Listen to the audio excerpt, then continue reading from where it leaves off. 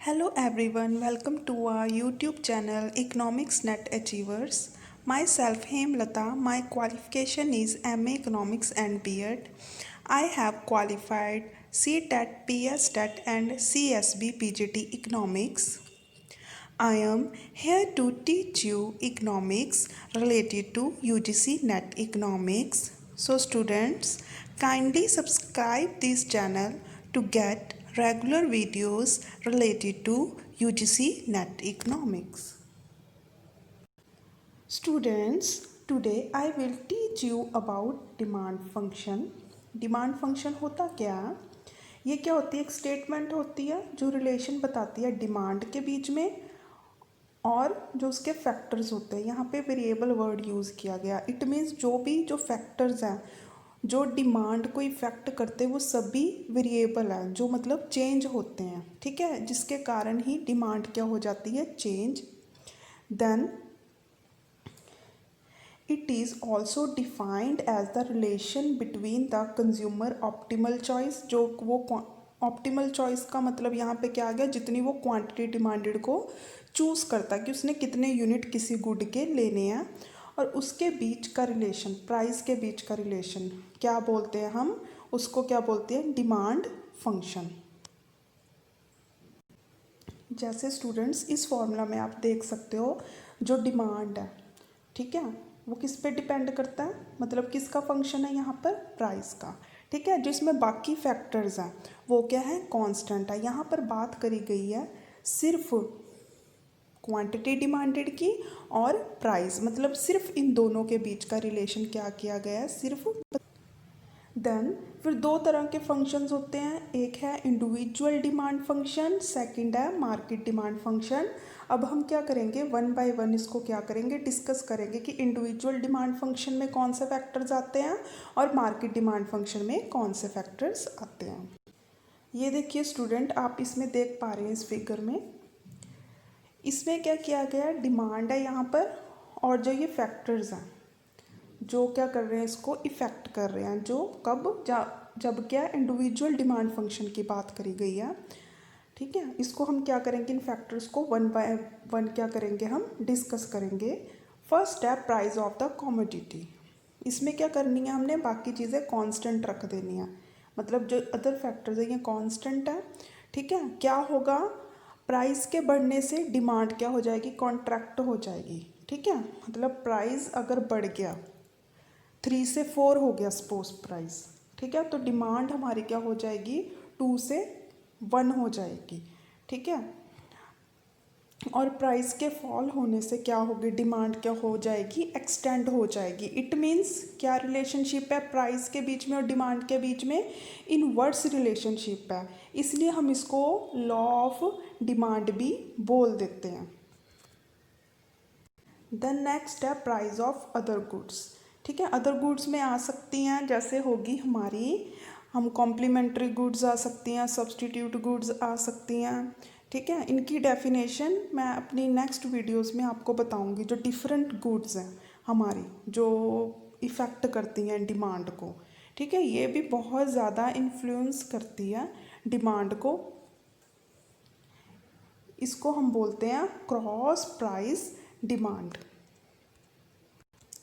The next factor जो हमारे पास है वो इनकम है कंज्यूमर की।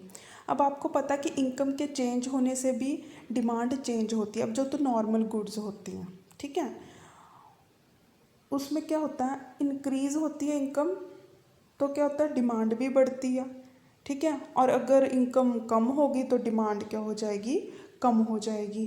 पर उसके ऑपोजिट कुछ होती है, इन्फीरियर गुड्स होती हैं, जैसे यहाँ पे एग्जांपल दी गई हैं, कॉर्ड्स हैं और ग्रेन है, ठीक है। इनमें ऑपोजिट रिलेशन बताते हैं। जब तो इनकम बढ़ती है तो इनकी डिमांड क्या हो जाती है? डिक्रीज़ हो जाती है, और जब इनकम कम हो जाती है तो डिमांड बढ़ जाती है। तो ये हमारा टॉपिक था related to income of the consumer. The next है हमारे पास टेस्ट एंड प्रेफरेंस। ऑब्वियस है, कोई किसी भी चीज़ की डिमांड क्यों हो सकती है? क्योंकि लोगों को उसके लिए टेस्ट है, उसकी प्रेफरेंस है। जैसे इसमें हम आ सकते हैं फैशन है, फैशन में कौन सी चीज़ चल रही है? जीन्स चल रही है, सूट चल रहा है, उसके अकॉर्डिंगली फिर हैबिट उनकी कैसी है, ठीक है। कोई अल्कोहल प्रेफर करता, कोई नहीं करता। कुछ कस्टम्स होते हैं, जैसे हिंदू रिलीजन के अलग कस्टम है, सिख रिलीजन के अलग कस्टम है, ऐसे करके। फिर टेस्ट उनका किस तरह से, उन्हें वो चीज़ पसंद है कि नहीं। और वो किससे इन्फ्लुएंस होती है, ये होती है एडवर्टाइजमेंट से, क्योंकि हम बहुत एडवर्टाइजमेंट से हम बहुत ज़्यादा इन्फ्लुएंस होते हैं। जिस चीज़ की ज़्यादा ऐड आएगी तो लोग उसी को प्रेफर करते हैं मोस्टली। फिर फैशन में कितना चेंज हुआ, ठीक है, अभी फैशन में क्या, नेक्स्ट टाइम फैशन में क्या आएगा, कौन सी किस तरह की कैप फैशन में आ रही है, उस तरह की लोग खरीदेंगे। फिर क्लाइमेट चेंज होती है, ऑब्वियस है। गर्मियों में हम गर्मियों के कपड़े डालते हैं और सर्दियों में सर्दियों के। फिर न्यू इन्वेंशन, देखिए साइंटिफिक वर्ल्ड है तो ऑब्वियस है न्यू इन्वेंशन होती रहती है। ऑब्वियस है मार्केट में कोई चीज़ आई है, इन्वेंट हुई है, तो लोगों को क्रेज़ होता है कि वो जाके खरीदें। देन एक्सपेक्टेशन, ठीक है। एक्सपेक्टेशंस में क्या बताएंगे कि कंज्यूमर को पता ही होता कि आने वाले टाइम में प्राइस कम होगा कि बढ़ेगा, ठीक है। अगर तो कंज्यूमर एक्सपेक्ट कर रहा कि फ्यूचर प्राइस बढ़ेगा, ठीक है, तो वो अभी उस चीज़ को ज़्यादा खरीदेंगे। जैसे लोगों को आजकल लग रहा है कि आने वाले टाइम में प्याज के जो प्राइजेस क्या होंगे, बढ़ जाएंगे, तो वो अभी प्याज उन्होंने खरीदने स्टार्ट कर दिए हैं, ठीक है। बट उसके ऑपोजिट अगर कंज्यूमर को लगता है कि प्राइस अगर आने वाले टाइम में फॉल करेंगे, ठीक है, अगर प्याज और सस्ता हो जाएगा आने वाले टाइम में, तो अभी वो कम खरीदेंगे। वो सोचेंगे कि जब प्राइसेस कम होंगे हम तब खरीद लेंगे, तो वो अपनी डिमांड को क्या कर लेते हैं, पोस्टपोन कर लेते हैं। नेक्स्ट है हमारा market demand function. Market demand function में ये सब फैक्टर्स तो आएंगे ही आएंगे जो हमने पहले पढ़ लिए हैं, हमने इंडिविजुअल डिमांड में फंक्शन में, ठीक है। और दो फैक्टर और इंक्लूड हुए हैं, हम इनको वन बाय वन क्या करेंगे, डिस्कस करेंगे। ये फैक्टर्स कौन से हैं, पॉपुलेशन साइज और डिस्ट्रीब्यूशन ऑफ साइज। सबसे पहले स्टूडेंट आती है हमारी पॉपुलेशन साइज। ऑब्वियस है डिमांड इंक्रीज होएगी जब पॉपुलेशन बढ़ेगी, ठीक है, क्योंकि लोग ज़्यादा डिमांड करेंगे। और डिमांड डिक्रीज होएगी जब पॉपुलेशन क्या करेगी, डिक्रीज करेगी, क्योंकि पॉपुलेशन के बढ़ने से क्या होगे, बायर्स भी बढ़ जाएंगे, ठीक है। अब इस पे कॉम्पोजिशन ऑफ पॉपुलेशन का भी बहुत बड़ा रोल है यहाँ पर। कॉम्पोजिशन ऑफ पॉपुलेशन मतलब किस तरह के लोग हैं, किस एज ग्रुप के लोग हैं, मेल है कि फीमेल है, ठीक है।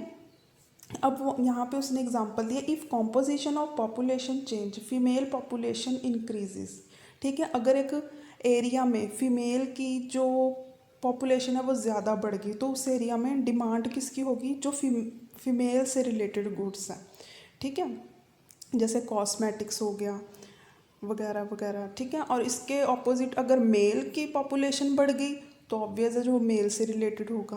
फिर अगर बुज़ुर्ग हैं उस एरिया में तो उनसे रिलेटेड चीज़ों की डिमांड होगी, बच्चे हैं तो उनसे रिलेटेड चीज़ों की डिमांड होगी, ठीक है। तो ये चीज़ें डिमांड पे बहुत ज़्यादा इफ़ेक्ट डालती है। कोई भी पॉलिसी मेकर पॉलिसी बनाने से पहले ये चीज़ को ज़रूर ध्यान में रखता है।